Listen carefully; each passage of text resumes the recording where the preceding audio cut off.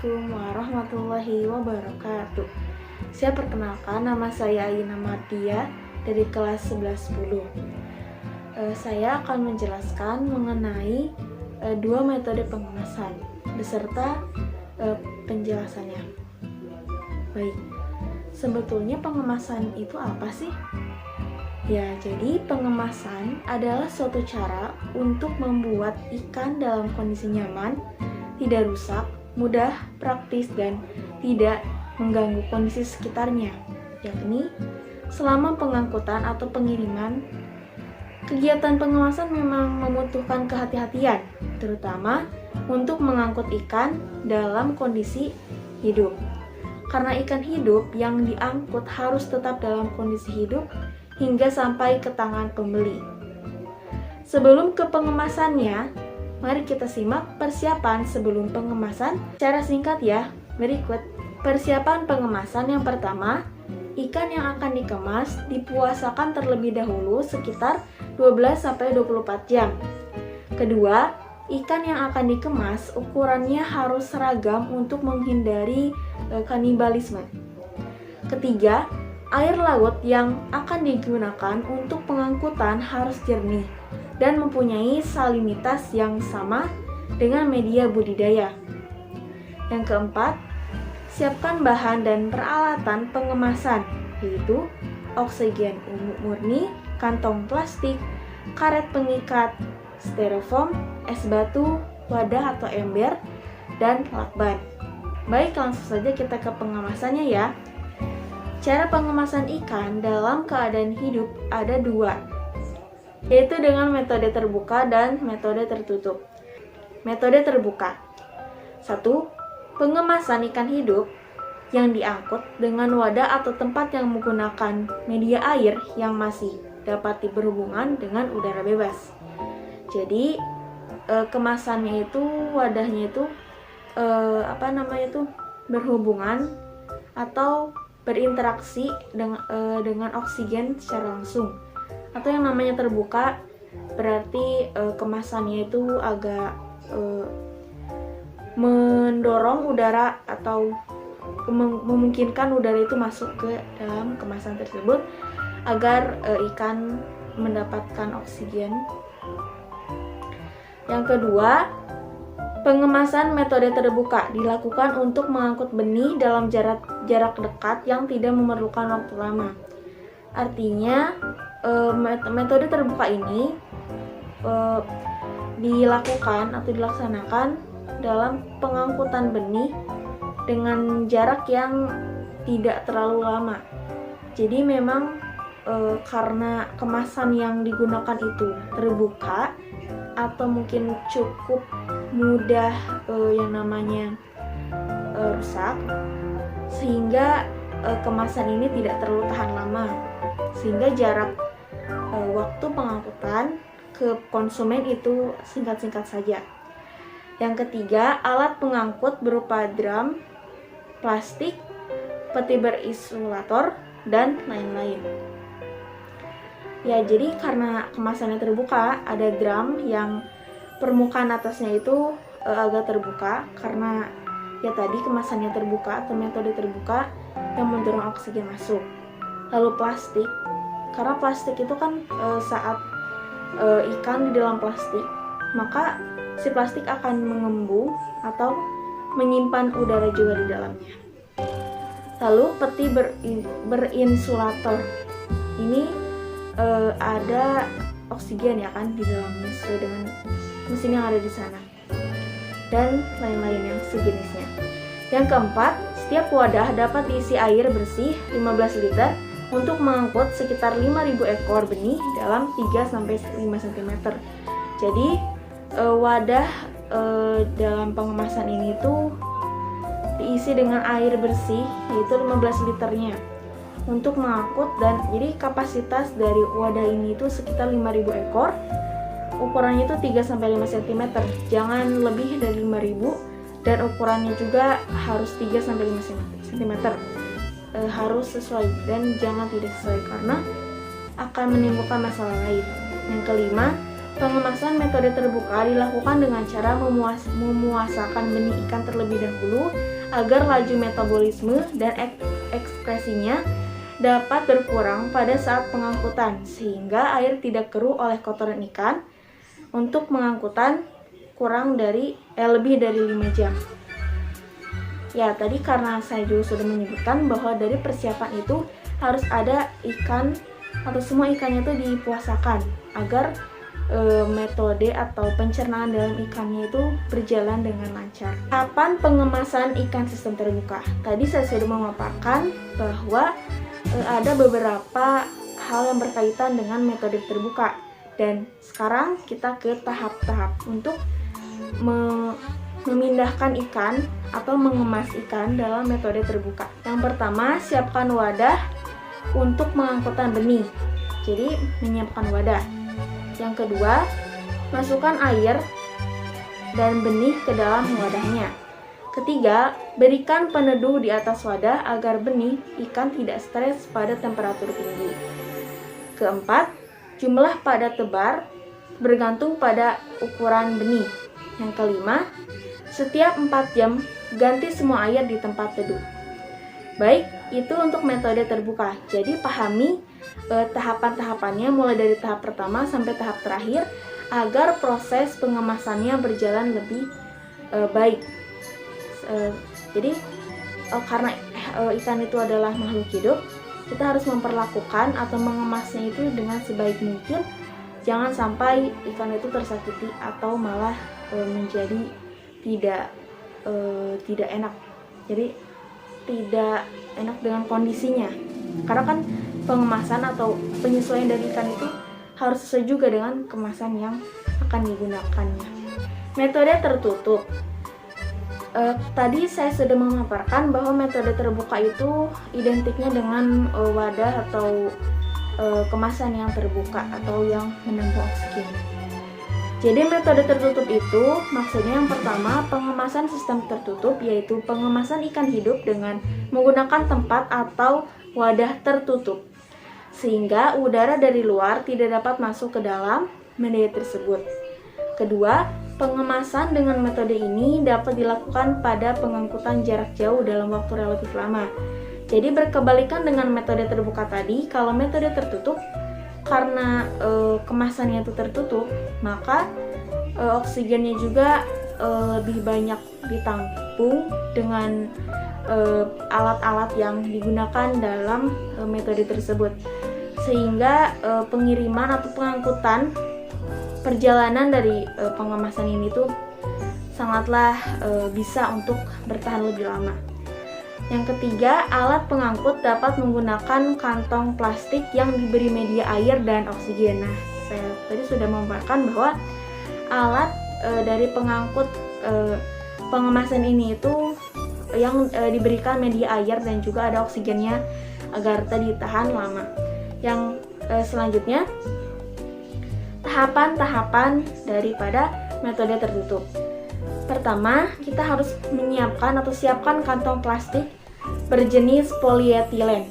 Jadi bisa dicari sesuai dengan atau dapat ke penjual ikan yang mana plastik dengan jenis polietilen ini tuh sangatlah sesuai atau memang biasa digunakan oleh para pembudidaya ikan, khususnya untuk para pembudidaya pemula.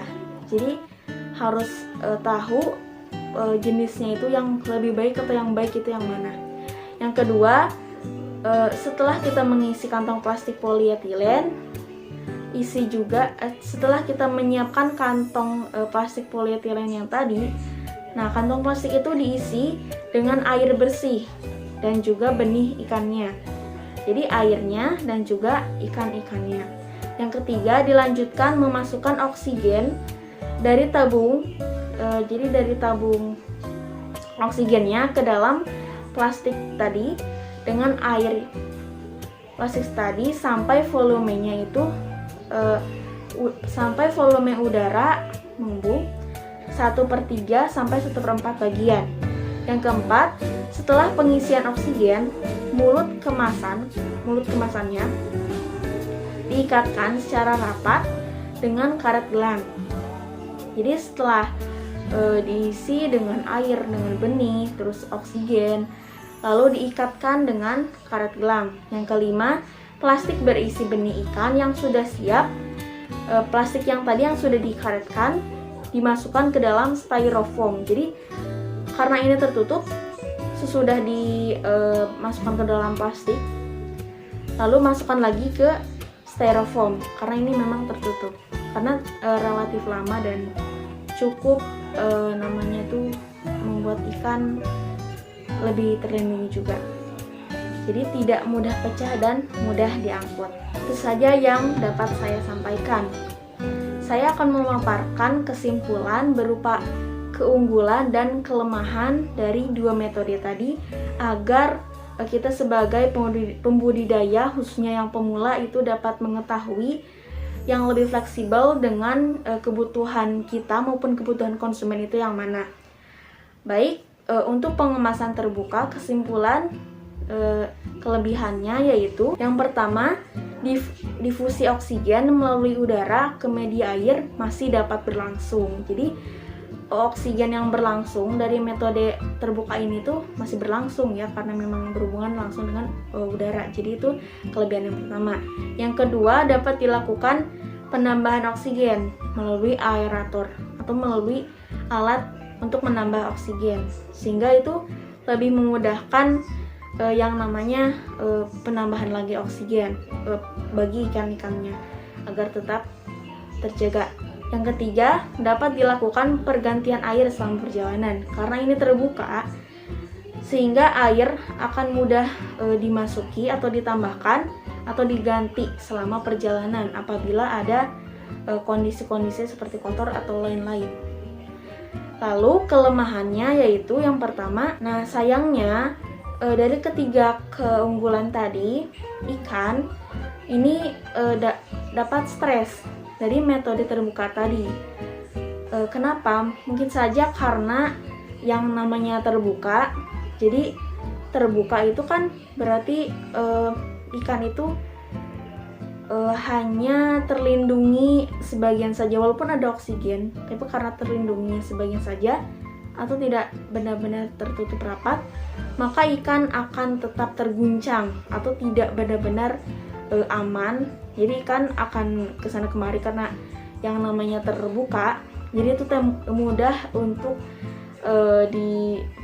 digerakkan, sehingga akan menimbulkan stres dari gerakan-gerakan tersebut pada ikan. Yang kedua, tidak dapat dilakukan untuk pengiriman menggunakan pesawat terbang. Jadi khusus konsumen yang menginginkan ikan tersebut dikirim melalui pesawat terbang itu tidaklah disarankan, karena ada beberapa hal yang memungkinkan pendistribusian ikan itu terhambat. Karena mungkin saja wadah kemasan yang digunakan akan bocor lah, akan tersangkut apa, karena ini kan mudah terbuka. Karena terbuka kan mudah tergerakkan, mudah tersentuh, sehingga kalau pesawat terbang itu kan yang namanya di atas langit itu kan tidak terlalu dapat menjaga kestabilan karena ada gerakan-gerakan tertentu dari pesawat tersebut. Lalu yang ketiga, metode ini atau terbuka ini sangat cocok untuk pengiriman dan ukuran konsumsi melalui darat maupun laut. Karena kalau melalui pesawat kan itu seperti tidak terkontrol karena di atas, karena tekanannya juga. Namun kalau di darat atau laut itu relatif tekanannya rendah sesuai dengan habitatnya ikan, sehingga cocok yang sesuai. Jadi kalau konsumen yang menginginkan atau pendistribusian ke konsumennya itu lebih disarankan dengan melalui darat maupun laut dari metode terbuka ini. Selanjutnya, keunggulan dan kelemahan dari metode tertutup. Yang pertama, media air atau air yang digunakan dalam metode tertutup ini tahan terhadap guncangan selama pengangkutan. Jadi tidak seperti metode terbuka tadi yang mudah terguncang.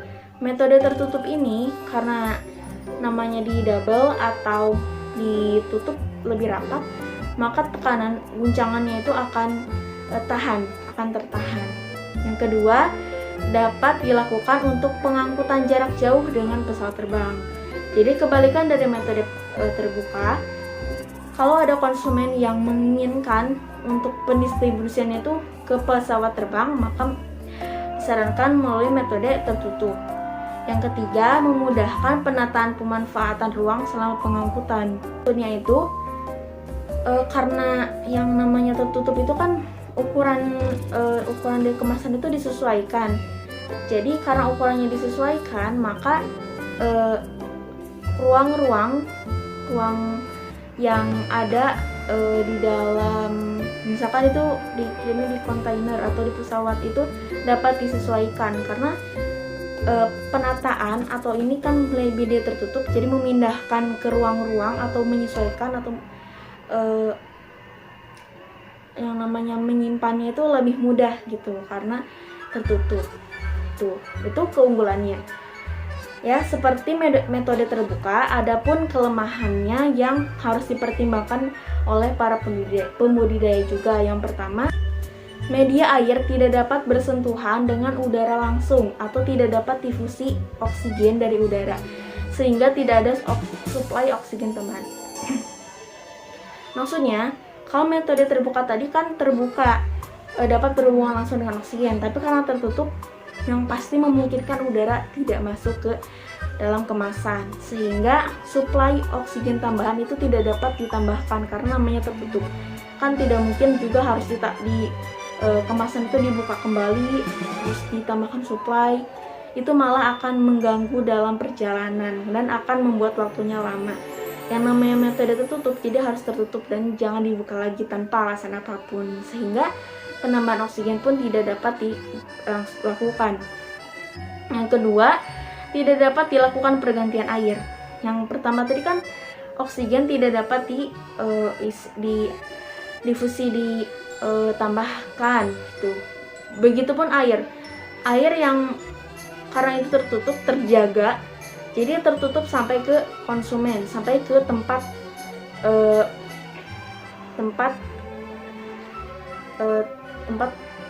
di mana orang tersebut memesannya. Itu kan benar-benar tertutup, jadi tidak dapat diinteraksi daripada sebagai pengangkutnya lah ataupun orang yang bersangkutan dengan proses distribusi, itu tidak dapat diganti atau tidak dapat berinteraksi dengan kemasan tersebut karena yang namanya tertutup harus dibiarkan tertutup. Jadi ya airnya ya tidak dapat dimasuki, diganti karena kan itu kan ya sudah tertutup gitu. Yang ketiga, memerlukan kecermatan dalam memperhitungkan kebutuhan oksigen dengan lama waktu pengangkutan. Jadi karena metode tertutup ini tuh dipacu dengan waktu, jadi waktunya tuh lama, oksigennya juga cukup minim, sehingga harus ada yang namanya perencanaan atau perhitungan. Ikan ini tuh membutuhkan oksigen seberapa sih, dan waktu dari tempat pembudidayaan atau proses ikan ini dikemas sampai ke tempat tujuan itu berapa sih waktunya, apakah cukup stabil, apakah cukup seimbang, apakah kebutuhan oksigennya lebih kecil dan karena lama waktunya lebih besar jadi tidak seimbang dan harus ada perhitungan atau harus ada beberapa tambahan atau harus dikemanakan dulu. Nah, itu harus dicermati, dipertimbangkan karena itu sangatlah beresiko bila kita membiarkan oksigen minim namun lama waktunya tidak dapat diperhitungkan atau tidak dapat dimasukkan ke akal, karena yaitu tidak dapat yang namanya Jadi begitu-gitu saja gitu, jangan dibiarkan gitu. Baik, itu saja yang dapat saya sampaikan. Mohon maaf apabila ada salah kata atau hal-hal yang kurang berkenan. Terima kasih atas perhatiannya. Semoga bermanfaat. Wassalamualaikum warahmatullahi wabarakatuh.